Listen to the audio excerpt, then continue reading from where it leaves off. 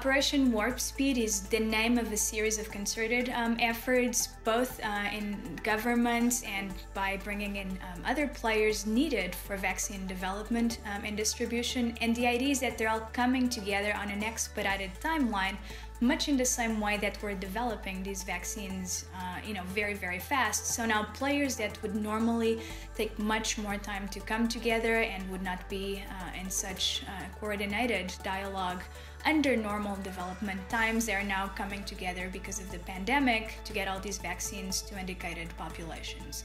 That being said, and in spite of the glamorous name and the good intent, or partially good intent behind Operation Warp Speed, I find the initiative very problematic.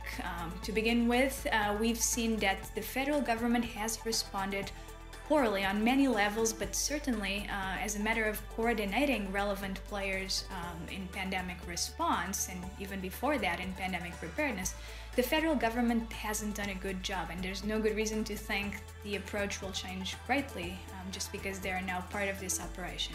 And in second, there's a number of players, including players in the private sector who are not traditional vaccine players, who are now apparently involved in this operation. And not just for matters of transparency, I find this quite problematic.